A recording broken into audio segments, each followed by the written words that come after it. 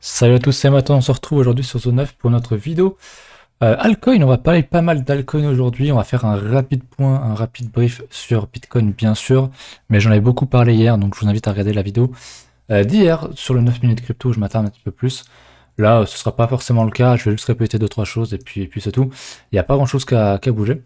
Donc écoute, on va commencer, on parlera des alts bien sûr, je vous fais un petit rappel en description, il y a le lexique, il y a tout un tas de documentation, donc n'hésitez pas à checker ça. Et puis pour ceux qui veulent rejoindre l'école et apprendre davantage le trading et l'investissement, et ben ça se passe en description. Voilà. Alors PTC, en hebdo, il n'y a pas trop de changements. J'avais parlé hier de cette de ce fameux doji, du doji qu'on était en train de faire, donc à savoir de quel côté on allait le confirmer. Donc au nord, ça aurait été un signal bullish. Au sud, ça serait bearish. Bien sûr, il faut confirmer en dessous. Et si on close en dessous, comme je pense qu'on peut aller rechercher la fameuse zone des 55. Je vous parlais à minima des 57 où il y avait pas mal de liquidités qui attendaient. Donc c'est 50 à 57 pour moi la grosse zone. 50 c'est forcément l'énorme support qui te paye entre guillemets quasi les yeux fermés, mais s'il faut jamais faire ça bien sûr. Mais si on a des signaux sur ce niveau, je pense que c'est un trade qui sera très intéressant à prendre.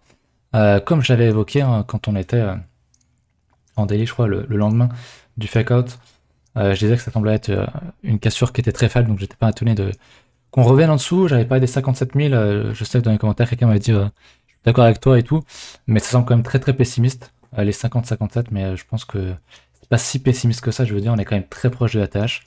Nous voir revenir faire un petit tour comme ça par ici, pour mieux repartir derrière, hein, prendre la liquidité pour repartir de plus belle, ça me semble pas du tout un scénario impossible, ça resterait extrêmement bullish, hein, c'est simplement car court terme, comme j'avais dit dans un titre un peu aguicheur et provocateur, on sort les abrutis qui ont longue la clôture daily avec un gros levier parce que c'est des abrutis et qui n'ont aucun money management, on les sort là et puis boum, ça pose les bottoms et on prend leur liquidité et on explose à l'os. Donc c'est ce que je pense, ce qui devrait se passer. Je sais pas où sera le bottom actuellement. En H4 on peut peut-être tracer une petite extension éventuellement. J'ai pas encore regardé ça. Voilà, ça nous tombe dans le Vegas H4. On vient de toucher le Vegas H4, donc on sait que c'est un niveau de suite tendance qui est quand même assez costaud. Donc pourquoi pas aller chercher un niveau en dessous, le 1,41 à 56 000 ou 55, le 1,78 qui marche souvent très très bien aussi. À voir comment le Vegas H4 tient. C'est un niveau qu'on apprécie beaucoup. Et si on le casse, je pense qu'on ira chercher mon fameux 50 000, 53 000 là. C'est une bonne zone, donc on verra ça plus tard, mais Bitcoin court terme bearish, mais vraiment court terme sur du graphe H1, H4, même si on va toucher le Vegas, donc je pense qu'on peut à minima avoir droit à un petit rebond, un retracement à la hausse, mais je pense qu'on peut aller un peu plus bas sinon. Et sinon court terme, enfin moyen terme, long terme, je reste extrêmement bullish sur Bitcoin pour ceux qui avaient un doute, parce que j'ai l'impression qu'il y en a qui ont un doute quand même. Donc voilà pour ça. Au niveau des alts, on va regarder One Inch, mais je fais un rapide point toujours sur Ethereum qui est extrêmement bullish, qui est beaucoup plus bullish, je le redis, que Bitcoin. Et ça se voit à la dominance aussi, même le simple graphe, c'est une structure qui est quand même bien plus bullish.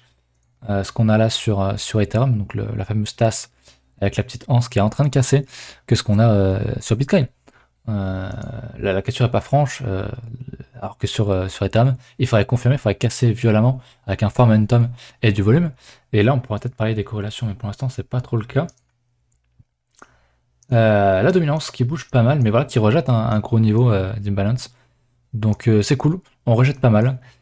Ça parlait beaucoup, hein, et moi aussi, d'un potentiel double bottom. On peut encore le confirmer. Mais vu la gueule d'Ethereum, honnêtement, tellement il est sexy, je pense qu'on se dirige plutôt vers le bas. Et si on retourne encore une fois se diriger vers ce support, et ben on se redirige encore une fois sur ce support-là, qui ont été testés, retestés encore et encore, et plus on teste et on teste, vous le savez, je le dis à chaque vidéo, et ben ça le fragilise et ça le rend plus vulnérable et donc possibilité de breakout encore plus forte. Et je sais que beaucoup de gens ont du mal à voir une cassure par le bas parce qu'ils préfèrent voir quelque chose de bullish. Et donc le graphe inversé c'est celui-là, hein, donc total 2 divisé par Bitcoin. C'est donc en gros la dominance inversée. Et voilà. Et là, ça paraît être quand même beaucoup plus bullish. Et c'est que le top de 2017-2018 pour les alts. Donc quand je dis qu'on n'a pas connu de réelle tendance sur les alts, voilà, on n'a pas connu de mouvement aussi extrémiste, extrême comme ceci. On a fait que retracer un mouvement, que retracer un bear market de 2018. Et là, on consolide sous résistance. C'est bon signe. Bien sûr, il faut confirmer, il faut faire ça maintenant. Et si on fait ça, alt season, comme je pense beaucoup n'en ont jamais vu.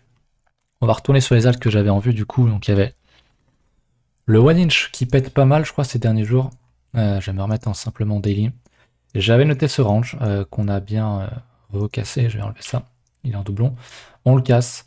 Petit retest et on décolle derrière avec un volume record sur Binance. Je crois pas qu'il y ait plus d'historique que ça sur le one inch. C'est une bonne question. Ça c'est les autres alts, donc je l'ai pas noté. Mais je pense pas qu'il y ait beaucoup plus d'historique, mais record de volume sur one inch, donc ça montre que cette cassure est extrêmement forte. On n'a pas encore cassé la TH ici, ou alors sur une mèche, non même pas. Donc je serais pas étonné qu'on consolide ou qu'on casse direct, mais avec du volume. Et de toute façon, vu le pic de volume qui est ici, si on casse, pour moi, ça sera pas un fake out comme ce qu'on a actuellement sur Bitcoin, avec cette petite cassure de merde, sans volume, et du coup on a un gros rejet derrière, jusqu'où on ira, je sais pas. Mais sur one inch, je pense que ça sera très sérieux, un petit peu comme ce qu'on avait sur le chien, comment s'appelle ce truc de merde là, Shiba Inu, j'en ai déjà parlé, voilà, ça c'est du volume. Le volume, je sais que beaucoup de gens le regardent, je sais que beaucoup font l'erreur aussi dans l'école, zone 9, ils veulent voir du volume absolument partout, sauf que le volume tu le veux soit en support, pour acheter, pour voir la force acheteuse, ou en inverse sur résistance, ou alors en cassure. Et là on voit qu'on avait un beau niveau, donc une touchette, deux touchettes, trois touchettes, 4, 5, voire même 6 si on compte cette petite mèche là. Donc c'est une grosse résistance qui casse ici, avec un max de volume. Et donc ça te montre que c'est une sortie qui est viable, une sortie où tu peux t'attendre derrière un fort momentum. Et on a un très fort momentum sur le Shiba. Hein. On l'a même explosé le 1,618.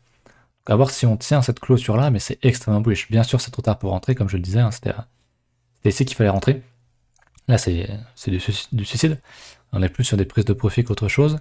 Mais voilà, ça c'est un fort momentum. Et je pense que peut-être le one inch, même s'il n'a pas vraiment la même configuration de base, il n'a pas un gros range avec 6 touchettes ou quoi, c'est un truc qui est quand même beaucoup plus ample. Mais derrière, vu le volume, il peut partir à mon sens à nouveau. Je vais replacer d'ailleurs l'extension, je la mettre comme ça, voilà. Je pense qu'on ira facilement chercher mes premières zones d'extension. Et je pense même qu'on peut viser le 1,618, vu le volume qu'il y a. S'il casse, il a encore, à mon sens, 460% à faire. Donc oui, je pense qu'il ira même potentiellement beaucoup plus haut. Un truc comme ça peut t'amener même sur le 2 ou le 2,618 sans aucun problème. Un one inch à 350$, honnêtement, ça m'étonnerait pas énormément. Alors pas tout de suite, ça va pas se faire en 2 mois. On parle peut-être du top de la bulle ou pas loin. Donc voilà, mais c'est beaucoup trop tôt pour l'instant, évidemment, pour le dire. Donc voilà pour le one inch, j'avais également en alt que vous m'aviez proposé, donc n'hésitez pas à m'en proposer en commentaire. Je choisis les meilleurs, celles que je trouve intéressantes, j'en ai choisi 3-4 qui me semblaient avoir des configurations intéressantes. Donc n'hésitez pas à me le dire en commentaire, très important, ou de me le demander directement sur Discord, hein. Le lien est en description, bien sûr. Donc le balancer que je ne connaissais pas, je vais regarder comment est-ce qu'il est classé en termes de market cap. Balancer il est 256, donc c'est une mid cap. Pour moi une mid cap aujourd'hui il est 250, c'est du mid cap. On s'approche de, c'est pas la plus grande des mid cap, mais pour moi ça reste de la mid cap. Pour moi une low cap c'est vraiment en dehors de 300-400. Donc c'est quand même quelque chose d'assez intéressant. Bref, le graphique c'était celui-ci. Qu'est-ce qu'on a ici? On a déjà un double bottom qui a été confirmé ici. On pourrait donc ici, on pourrait en faire un plus gros du coup comme ceci, donc celui-là, tac. Si on confirme ça, pardon, c'est ultra bullish. Et pour l'instant, on voit très bien qu'en daily, on en reconfirme encore et encore. On casse ces gros niveaux là, grosse résistance, on casse avec du volume. Donc ça sent quand même très bon. Hein. Ce qu'on voit sur Ethereum, ça se voit aussi ailleurs. Honnêtement, les alts, je le dis à chaque fois, je sais que certains vont penser que je suis un permabull, mais c'est sexy, j'achète. Au bear market, c'est ce que je disais aux élèves, c'était ce matin, dans le bear market, quand je sortais à BTC en 2017, 2018 et compagnie, on disait que j'étais un perma-bear, on me le reprochait, mais j'avais raison. Et là, ça monte, j'ai raison, donc j'achète. Et c'est pareil, là, on a des grosses figures de retournement qui se mettent en place. C'est des setups d'achat, quoi. Et on n'est pas sur des setups de prise de profit, donc voilà. Et encore même plus long terme, on pourrait voir du coup un beau double bottom comme ça. Si on casse ça, c'est un double bottom je suis en 3 jours, mais honnêtement, c'est même de l'hebdo en fait. Donc ok, il n'y a pas trop d'historique, mais si on confirme ça, c'est juste bullish, on fait un plus haut, c'est comme j'ai déjà expliqué. Hein. Des lows de plus en plus hauts, donc des higher lows, et des hauts de plus en plus hauts, des higher high. Donc low, merde, un low de plus en plus haut, encore plus haut, et un high supérieur au précédent. Tendance haussière en fait. Donc là, certes, ça manque encore de confirmation. Personnellement, j'attendrai le 3 jours, j'attendrai la cassure de ce niveau-là, et je pourrais honnêtement déclencher un achat. Et derrière, bien sûr, on va commencer à connaître pour l'extension. Alors il faut que je le mette à l'envers sur ce truc-là, c'est un peu chiant. Je sais pas si je l'avais sur TradingView, je pense que oui, hein, vu la capitalisation. Mais là, on peut aller chercher un. Voilà, moi souvent je sécurise mes trades. Si c'est de l'intraday, je prends tout mon profit. Mais pour du swing, voilà, il y a un bon niveau ici. Le 1,272 marche extrêmement bien. Pour une target un peu plus risky, pourquoi pas le 1,618 pour manager ses positions. Mais honnêtement, voilà, ça fait quand même un risk-reward qui est, je pense, très intéressant. Si on achète la cassure ici, qu'on met un stop théoriquement sous ce point-là, mais en vrai, on pourrait le mettre sous celui-ci. Et tu utilises rien que la première extension, ça te fait un risk-reward de 5. Honnêtement, c'est excellent. Voilà, c'est très bien. Donc, c'est-à-dire que tu risques. Enfin, tu risques. Tu es prêt à gagner 5 fois ce que tu es prêt à perdre. Donc, c'est très très bon. C'est très très bon. Pour du swing, c'est bien. En intraday, ça serait excellent, mais choper des setups à 5 de risk reward, c'est quand même très très rare. On avait ensuite le Ample Force qui est sans doute la recommandation en commentaire la meilleure configuration que je trouve que vous m'aviez proposé. J'aime beaucoup, on va passer en linéaire. C'est exactement ce qu'on pourrait voir avec le Shiba. Une grosse résistance. Et on touche plusieurs fois. Le jour où ça va casser, il nous faut évidemment du volume. Est-ce qu'on aura une Shiba derrière? Je sais pas, je suis pas devin, personne ne le sait. Mais je serais pas étonné de voir le truc faire ça derrière. Parce que c'est un gros range qui est tracé en daily, même honnêtement, je pense qu'en weekly, il se voit très bien. On va peut-être plutôt passer en 3 jours, ça donnera un petit peu plus de. Voilà, on verra un petit peu mieux les structures. Et si on casse ça, c'est juste bullish. Bien sûr, il faudra voir derrière sur les plus gros exchanges où il est tradé, s'il y a du volume. Et puis s'il y en a, honnêtement, c'est un achat en fait. C'est pareil. Là, t'achètes une cassure, admettons ici, je le mets volontairement bien plus haut que les mèches. Voilà. Honnêtement, derrière, tu peux jouer un simple retracement, ou même plutôt une extension. Alors, là, le prix à la cassure serait de 25. Si je le mets à 100, donc ce serait un x4, si je suis pas trop débile, ou x5. Ça vous fait à 300%, donc x4. Avec un risk reward de 5, là aussi. Donc c'est juste très très bon. Et c'est des setups qui sont en daily ou en 3D, quoi. Donc en 3 daily, donc en 3 jours. Donc c'est pas mal. J'aime beaucoup, beaucoup ce graphique. Attention, je dis pas d'acheter ici. De toute façon, je dirais jamais d'acheter ni quoi que ce soit. Vous démerdez, bien sûr, toujours. Parce qu'il peut à tout moment faire ça, en fait. Et mourir, et voilà. Et donc, les rares volumes qu'on voit ici, c'est des gens qui sont au courant que ça pue la merde, les gens du projet, etc., qui juste vendent ici, revendent ici, et ils vendent tout, et derrière, ça dégueule, et basta. Ou alors, soit c'est de la distribution, ou alors c'est ici de l'accumulation, et on casse à la hausse, et là, bon, bah, c'est parti, quoi, all season. Donc j'aime beaucoup cette config. Bien sûr, elle doit encore confirmer, mais j'aime beaucoup. On avait ensuite le Polygon. On m'avait dit Polygon magique, mais je pense que c'était Polygon matique.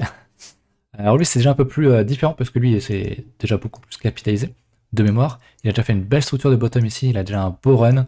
Et là, on est plus dans du suivi de tendance, dans le Vegas daily. Je vais regarder le Vegas 3 jours, ça qu'on l'a touché, c'est un truc qui marche bien sur les alts, sur ce cycle, même sur BTC d'ailleurs. Mais j'aime beaucoup ce setup là, donc pour moi c'est pas vraiment de l'investissement, c'est plus du suivi de tendance, parce que justement on a un gros mouvement, on vient d'un gros mouvement haussier. Et là-dessus, bah, on voit c'est pareil, un double bottom qui est en train de se former, qu'on est en train de casser ici, on casse une belle résistance. Donc j'aime bien si je me mets en linéaire, on verra peut-être mieux, c'est peut-être un peu plus sexy comme ça. Donc très intéressant, honnêtement très très intéressant. Si on close au-dessus des 1.75, si on confirme en daily au-dessus de ça, et ben c'est pour moi c'est un achat potentiel.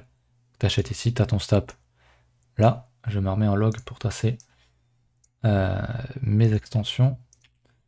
Et maintenant, bon bah si tu prends déjà la première extension, donc simplement de ce petit mouvement là, de cette petite vague là, tu vas chercher ton 1,272, ça te fait 3 de risk reward. C'est pas le truc le plus exceptionnel, on est d'accord.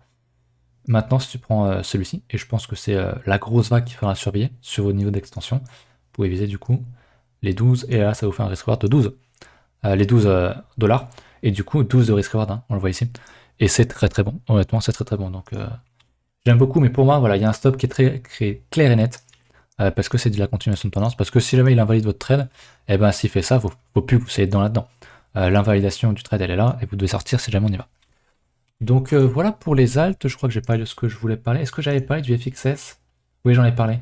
Mon alt qui est en train de péter, bon là il se prend une petite dérouillée parce que tout se prend une dérouillée. Mais voilà, écoutez, j'espère que cette vidéo vous a plu. N'hésitez pas à liker, à partager, à nous suivre sur Twitter, à venir sur Discord, et puis si vous êtes intéressé par l'école Zone 9, venez nous poser vos questions si vous en avez. Sinon tout se trouve en commentaire. Voilà. Je vous remercie encore une dernière fois, et puis je vous dis à la prochaine. Salut.